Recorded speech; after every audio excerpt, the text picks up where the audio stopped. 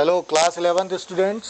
We learned last class and learned the poem, and I have give you a homework that you have to recite it and revise it. Now I am revising the line number 4 to 15 or second line stanza. Was her past, mine is her laughter, both wide with the labored ease of loss. The meaning of this statement: in this line, the poet says that her mother used to consider the photograph as an inroad to past that she had left behind.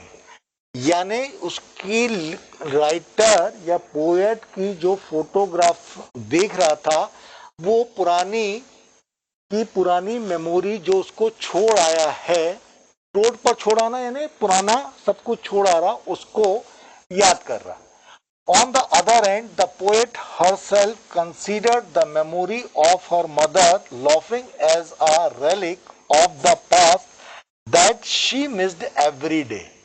Relic ripple का type का यानी short, बहुत कोई झटके से कोई चीज हो जाती है वही कहलाता है past that she missed every day.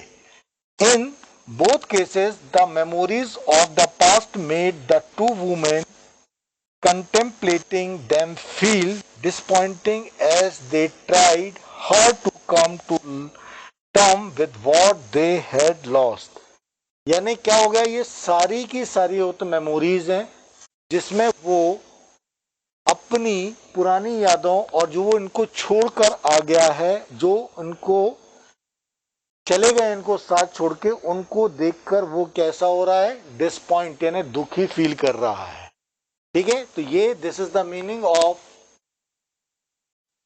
Now the last stanza.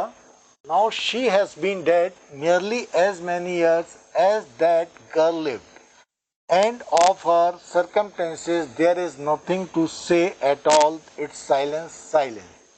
The meaning of this statement: in this line the poet says that her mother has been dead for the past 12 years. उसकी mother last 12 साल में खत्म हो गई थी. That is the same number of year that was the age of her mother in photograph she had been looking. वह है उतनी ही एज की उसकी मदर की फोटोग्राफ था जब वह उसको देख रहा था. The poet is able to think of her mother's death but she has no word with which to explain how that death was affected हर.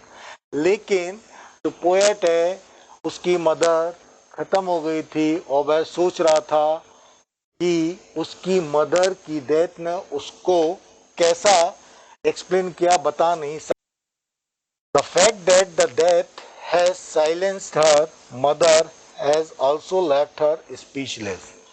अब उसकी जो मदर की डेथ हुई थी वह उसको बिल्कुल शांत कर गई और अब वो उसको बोलने के लिए कोई शब्द नहीं था. ठीक है, या द्रवित कर गई. एक बार लास्ट में मैं फिर से इसको हिंदी में एक्सप्लेन कर रहा हूं. Now we will start the question answer. गत्ते पर चिपका फोटोग्राफ बेड पर डाली दो चचेरी बहनों को दिखाता है जो कवित्री की मां के साथ समुद्र में तैरने गई थी. उनमें से प्रत्येक कवित्री की एक कैमरा था. तीनों कैमरे की तरफ मुंह करके शांत खड़ी रहीं. उन्होंने मुस्कुराने के लिए अपने बाल एक तरफ झटके. इस प्रकार यह फोटोग्राफ तीन मुस्कुराते हुए चेहरे प्रस्तुत करता है. कवित्री की मां का चेहरा अत्यंत प्यारा है. यह उसके जन्म से पहले के समय का है. उनके पैर जो समुद्र के जल द्वारा थोड़े समय के लिए दो संकेत देती है. समय बीतने के साथ मां के चेहरे में परिवर्तन हुआ है. समय बीतने के साथ यूं कह लीजिए कि 20 या 30 वर्ष पश्चात कवित्री की मां इस फोटो पर हंसती है. वह है यहां पर संकेत करके याद करती है कि वह समुद्र पर छुट्टी मनाने गई थी तो बेट्स और डाली ने समुद्र तट के लिए सैम को किस प्रकार की वेशभूषा से सुसज्जित किया था. वह इस संक्षिप्त पोशाक को देखकर हंसती है. समुद्र की यह छुट्टी उसके भूतकाल का अंश है. उसकी हंसी कवित्री के लिए वास्तविक और सुखद है. यह उसके लिए बहुमूल्य स्मृति है. उसकी छुट्टियां और हंसी दोनों ये एक विडंबना पूर्वक ढंग से आनंददायक है क्योंकि वह उस हानि से जुड़ी हुई है जिसकी पीड़ा से मुक्ति के लिए बल देने की आवश्यकता पड़ती। अब कवित्री की मां को मरे हुए लगभग उतना ही समय हो गया जितना समय चित्र वाली वह लड़की जीवित रही। कवित्री अपनी मां के देवसान की घटना पर कुछ शब्द कहने में स्वयं को असमर्थ पाता है। यह एक गंभीर क्षण है तथा इसकी चुप्पी उसे शांत कर देती है। इस प्रकार कवित्री अपनी मां को श्रद्धांजलि समर्पित करती है। यह वह फोटोग्राफ है जो उसे द्रवित करके चुप करा देता है। इसका हिंदी वर्जन मैंने आपको तो बता दिया है। अब मैं इसके कुछ क्वेश्चंस करा रहा हूं, वो क्वेश्चन आप करें। Now we start questions answer. A photograph poem. A, infer the meaning of the following word from the constant paddling transist. Now look up the dictionary to see if your interference is right. यहाँ पर आपको एक word दिया गया है paddling. अब paddling का meaning poem में और आपकी डिक्शनरी में क्या है वो मैं यहाँ पर एक्सप्लेन करता हूँ, वही पूछा गया है। Paddling transient wading the water in bare feet temporary. जब आप नंगे पैर समुद्र पर ऐसा ऐसा करते हैं लेयर पे या चलते हैं, इसको हम क्या बोलते हैं? पैडलिंग ट्रांजिस्ट बोलते हैं। डिक्शनरी में इसका मीनिंग दिया हुआ है paddling transient walking through shallow water in bare foot for only a short time. बहुत छोटे टाइम के लिए समुद्र के किनारे बालू पर जब आप चलते हैं, थोड़ा थोड़ा पानी होता, वो पैडलिंग ट्रांजिस्ट कहलाता है।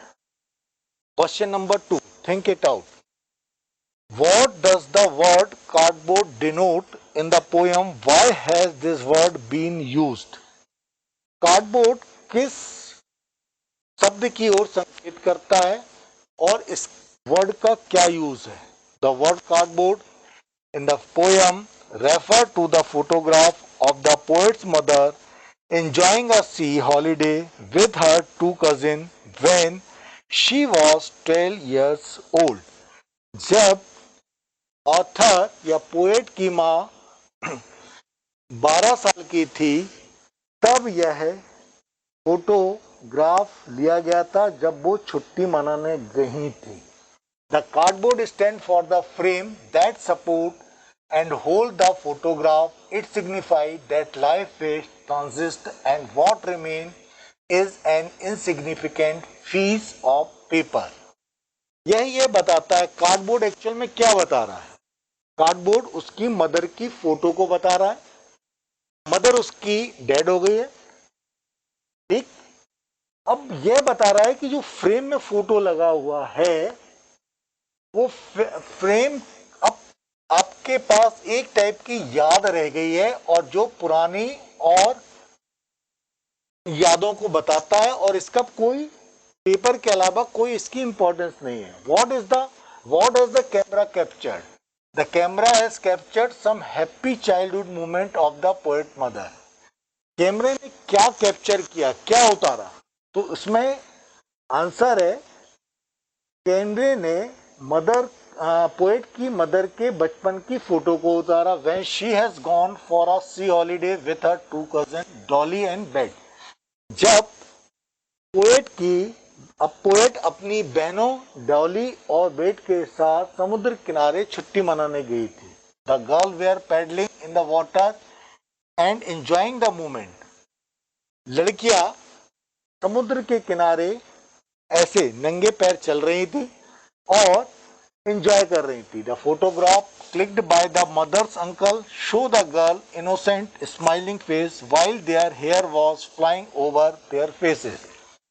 यह फोटोग्राफ उनके अंकल के द्वारा लिया गया था और इसमें मदर और उनकी मदर के चेहरे पर बाल उड़ रहे थे।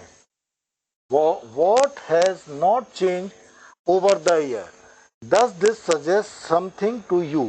बहुत समय होने के बाद भी किसमें परिवर्तन नहीं आया और आप इसमें क्या सजेस्ट करते हैं? Time has moved on, but what has not changed over the year is the sea।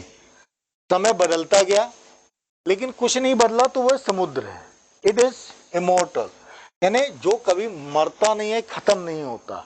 It appears to be the same today as it looked in the old photograph, वह आज भी वैसे ही दिखता है जो ओल्ड फोटोग्राफ में दिखता था। If suggest the eternity of the sea, it also bring out the transient nature of man when compare to nature and its object, यानी आदमी के साथ तो परिवर्तन होता, ट्रांजिट यानी परिवर्तन होना, ठीक है, परिवर्तनशीलता, लेकिन जो नेचर है वो परिवर्तित नहीं हो रहा। The pretty face and the feet of the three girls are terribly transient or mortal when compared to unchangeable and immortal scene।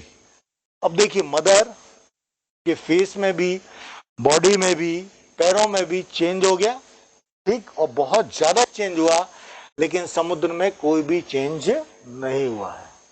Question number 4, the poets mother loved at the snapshot, what did this love indicate. Photograph में जो snapshot लिया गया था उसमें इसकी mother हंसती है।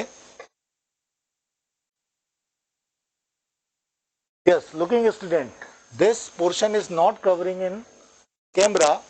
Now I am sending you this PPT file, now you can copy, I am explaining here only. The meaning of this, the poet's mother laughed at the snapshot. What did laugh indicate? Snapshot में poet की mother हंसती है, इसका क्या मतलब है? The poet's mother was a girl of 12, and so the photograph was, and so when the photograph was taken, जब poet की mother 12 साल की थी तब यह फोटोग्राफ लिया गया था। The photograph has captured the smiling face of poet's mother. She loved a nostalgia of the snapshot that was taken year ago, and also at the way all of them were dressed for the beach।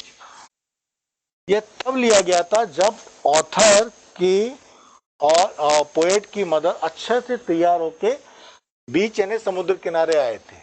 She pointed it out to others, perhaps they looked funny.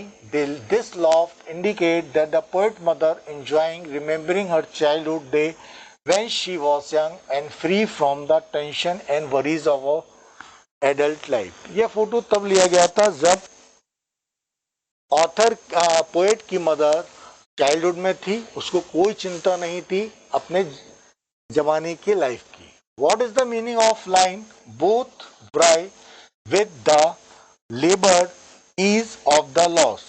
इस sentence का क्या मतलब है? The context of the above line is the mother's recollection of her childhood day and poet's recollecting of her mother's laughing face।